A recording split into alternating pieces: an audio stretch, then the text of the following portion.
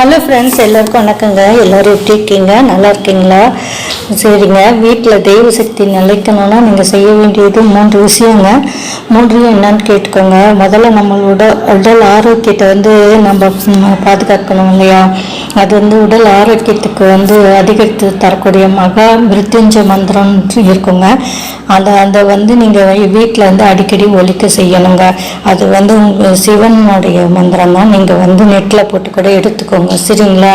அடுத்து என்னன்னு பார்த்தீங்கன்னா, ஒரு வீட்டுக்குள்ளே நுழைஞ்ச உடனேயே நம்மளுக்கு என்னன்னா அவங்க வீட்டில் வாசம் என்ன வாசமாக இருக்குது அப்படின்னு சொல்லிட்டு அதுதான் நம்மளுக்கு முதல்ல வரும். அதனால் வீட்டில் நம்மளுக்கு நல்ல ஸ்மெல்லாக இருக்கணுங்க. அதுக்கு என்ன பண்ணணும்னா, அப்போ தான் தெய்வீகத்தன்மை இருக்கும். அதுக்கு நல்ல வாசனை தரும் சாம்பிராணி இருக்கு இல்லையா?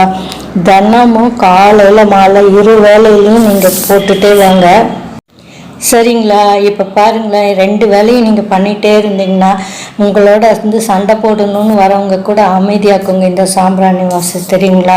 அதே போல் குங்குளியமும் போடலாம். இது தீய சக்திகளையும் எதிர்மறை எண்ணம் வீட்டில் இருந்துச்சுன்னா அதை வெளியேற்றுங்க. நல்ல ஆற்றலை மட்டும்தான் உள்ளிழுக்கும், சரிங்களா?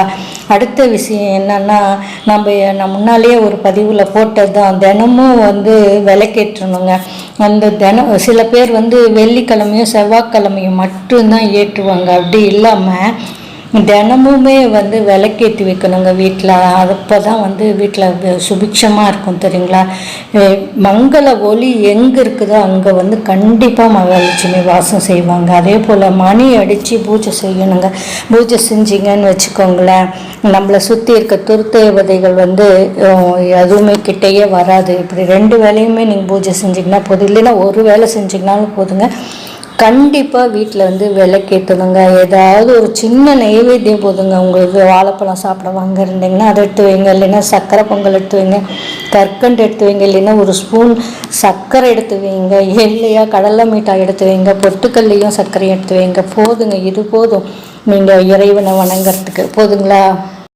இப்போ நம்ம 4 விஷயம் சொல்லிகிட்டே இருக்கோம் இல்லைங்களா? அதாவது வீட்டில் மகா மிருத்யுஞ்ச மந்திரம்னு சொல்லிட்டு ஒலிக்க செய்கிறது. அடுத்து என்ன பண்ணுறது, உங்களுக்கு வீட்டில் சாம்பிராணி போடுறது, அடுத்து விளக்கேற்றுறது, அடுத்து என்னென்னா நீங்கள் நைவேத்தியம் வைக்கிறது, அடுத்து மணி அடித்து சாமி கும்பிட்றது. இது 4மே செஞ்சிட்டே இருந்தீங்கன்னா உங்களுக்கு நல்லதே நடக்குங்க. மகாலட்சுமி இது எல்லாமே செஞ்சும் உங்களுக்கு குறைய இருக்கா அப்படின்னு சொல்லி பார்த்தீங்கன்னா, என்னன்னா நீங்கள் என்ன பண்ணணும்னா, வீட்டில் அமங்கலமான வார்த்தையெல்லாம் பேசவே கூடாதுங்க. உதாரணத்துக்கு என்னென்னா, சனியனேன்னு யாரையுமே திட்டவே கூடாதுங்க. பெரியவங்களாம் சொல்லுவாங்க, கேட்டிருப்பீங்க. அப்போ நான் கோபம் அதிகமாக வந்தால் என்ன செய்கிறதுன்னு கேட்குறீங்களா? பேசாமல் போய் ஒரு டம்ளர் தண்ணி குடிச்சிட்டு அப்படியே இருந்துக்கோங்க. இது குழந்தைங்க காதுக்கு கொடுத்து கேட்டு கற்றுக்கொள்ளும். அதனால் இந்த மாதிரியெல்லாம் பேசாமல் இருந்தீங்கனாலே உங்களுக்கு நல்லதே நடக்குங்க. மகாலட்சுமியோட அருள் கிடைக்கும். வீட்டில் சத்தமாக சண்டை போடுறது இருக்கவே கூடாதுங்க.